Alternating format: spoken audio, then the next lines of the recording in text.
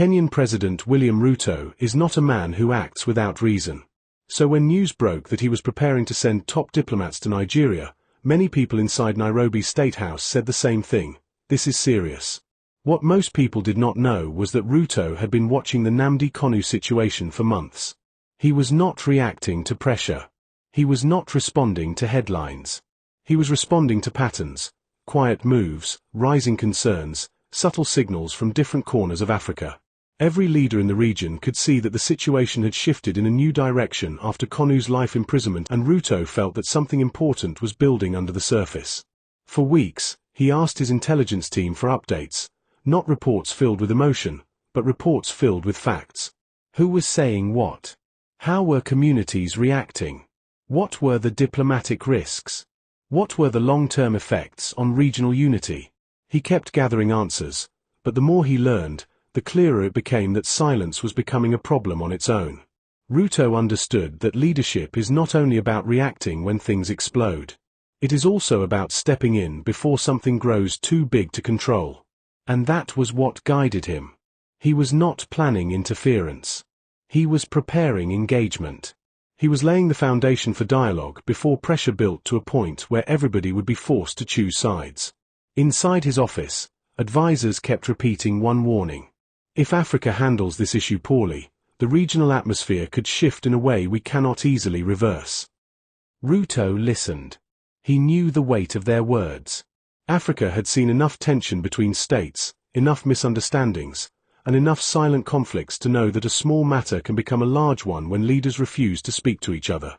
But even with that awareness, Ruto did not want to act blindly. He understood the sensitivity around Kanu's case. He understood that Nigeria had made its legal decision and was standing by it. He understood that Kanu's imprisonment in Sokoto was not simply a political question. It was a national question inside Nigeria. And he respected that. That was why he kept asking one simple question during every briefing: how do we help without crossing the line? His advisors gave him options. Some said Kenya should release a public statement. Others suggested inviting Nigerian officials for a regional dialogue. But Ruto rejected those paths. They were too loud, too direct, and too easily misunderstood. A public statement could create new tension. A regional meeting could embarrass Nigeria. None of those choices aligned with his style of leadership. What he wanted was a move that was clear but not confrontational. A move that opened the door without forcing anyone through it. A move that allowed both sides to speak freely without feeling judged. And that was when the idea of sending diplomats became the center of the discussion. Not ordinary diplomats. Not mid-level officers. A trusted, experienced delegation. People who understood conflict. People who had sat at tables where every word mattered. People who could enter Abuja with calmness, clarity, and respect. People who knew how to talk about sensitive matters without causing new problems. Ruto made it clear that this was not a mission driven by emotion. It was a mission driven by responsibility. He was preparing to send diplomats not because Kenya wanted to interfere, but because Kenya understood the quiet risks of ignoring a growing tension. He also understood that Africa is strongest when its leaders talk to each other, not through third parties, not through pressure groups, not through foreign governments. African problems needed African conversations, and those conversations needed to begin before situations grew harder to manage. When Ruto finally met with his closest advisors to take the final step before the mission, he kept his message simple. Nigeria is our partner. Tinubu is our colleague. We do not go with judgment. We go with respect. In that meeting, he emphasized the importance of tone, timing, and intention. He wanted his team to approach the issue with maturity. He wanted them to reduce heat, not add to it.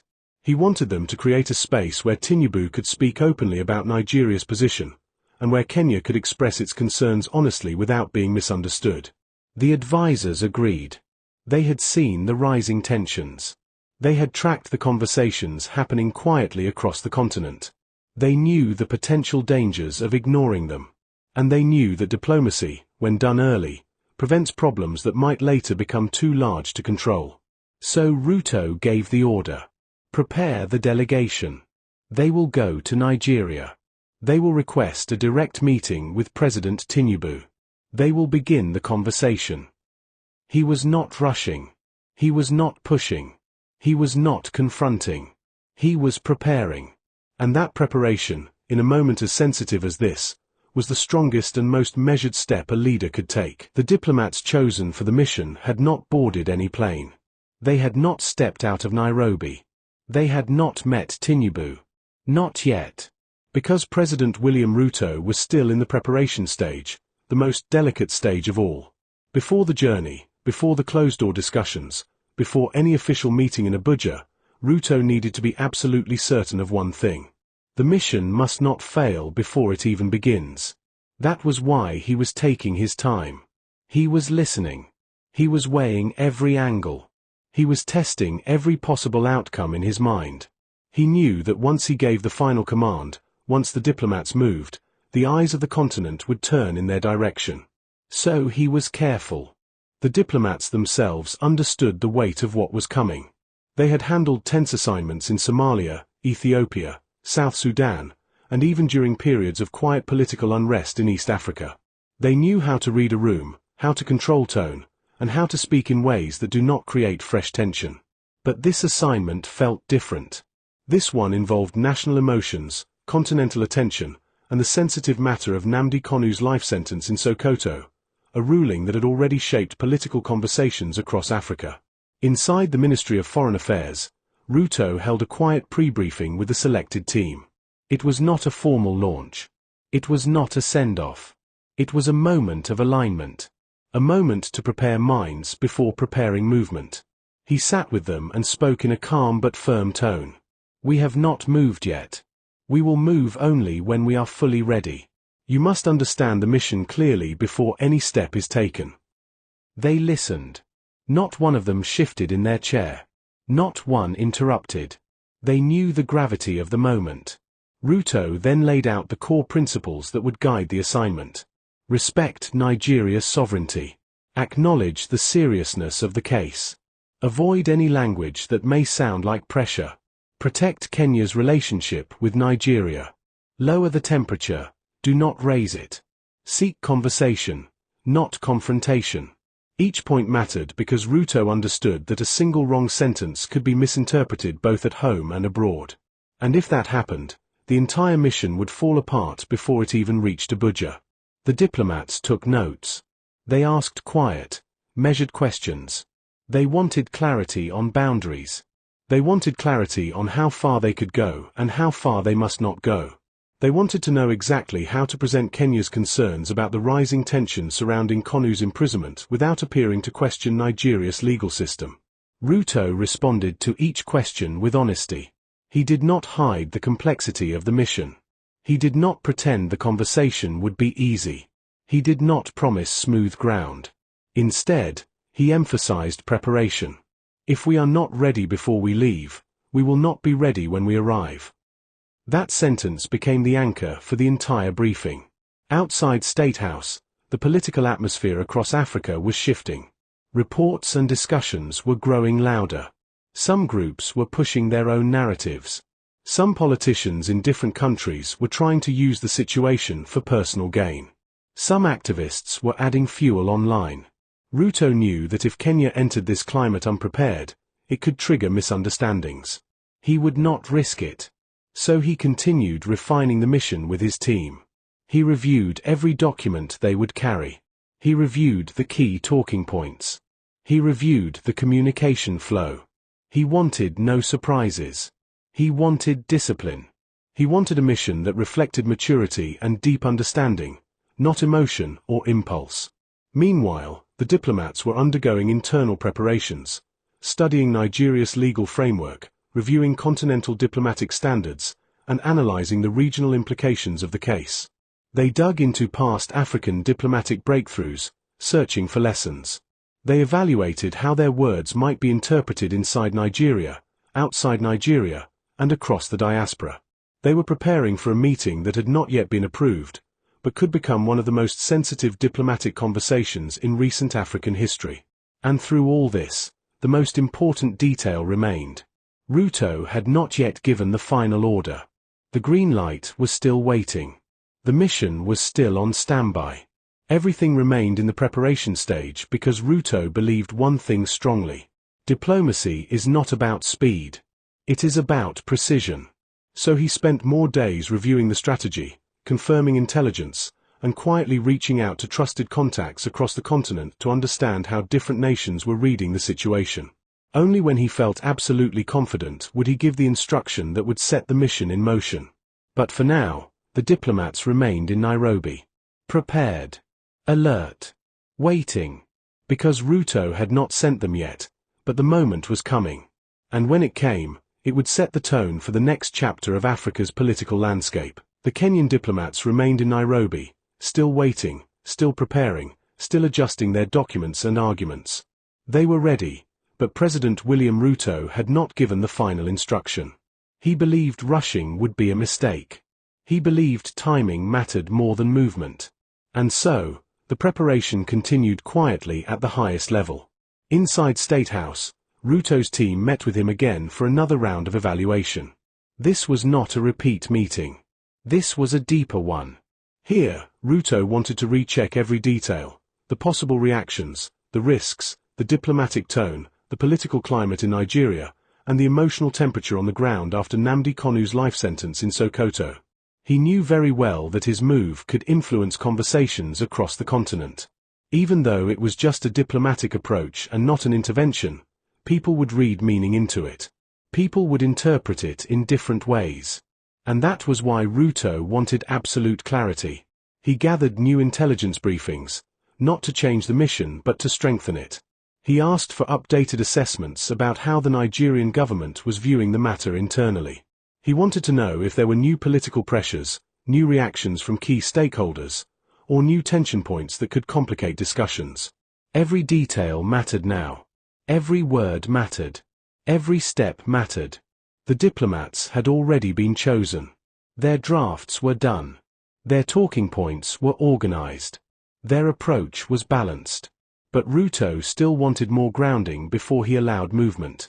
His national security advisors explained the regional angle. If Kenya moved too soon, some groups might think Kenya was challenging Nigeria. If Kenya moved too late, it could look like Kenya was ignoring a rising issue in the region. Both outcomes could harm long-term relationships. Both outcomes could fuel unnecessary narratives. That was why Ruto believed precision was key.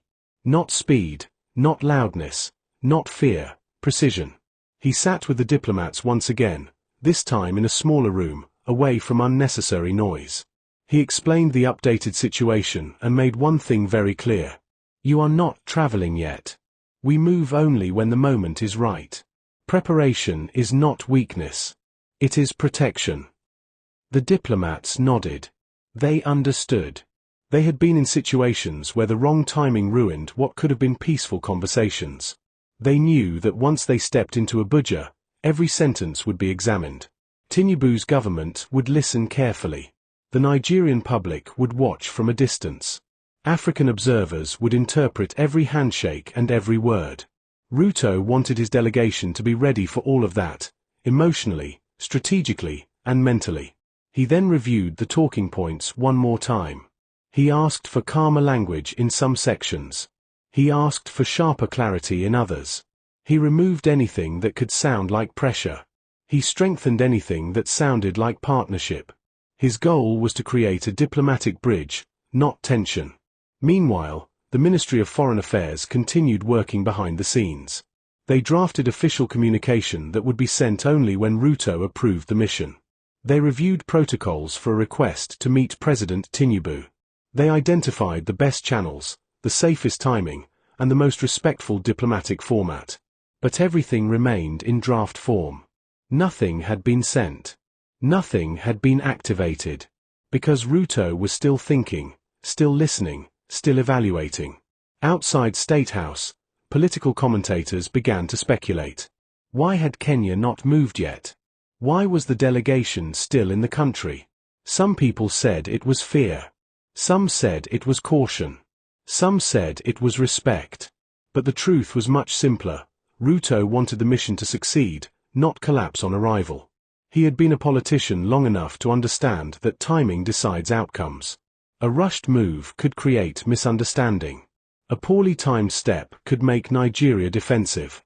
And Ruto absolutely refused to create that kind of environment. So he kept the diplomats close. He kept communication lines open. He kept refining the mission until every part of it felt balanced and ready. The final request to meet Tinubu would go out, but only when the moment felt stable, when the political atmosphere was right, when the noise around the issue calmed slightly, and when the path forward looked clear enough to walk without unnecessary risk. And until then, Ruto maintained his quiet preparation. Not weak. Not unsure. Not confused. Simply deliberate, because in diplomacy, preparation shapes the outcome long before the first handshake. The diplomats continued to wait, fully ready, but still grounded. Because the mission had not begun. Not yet. Ruto had not sent them. But every hour of preparation was bringing him closer to the moment when he finally would.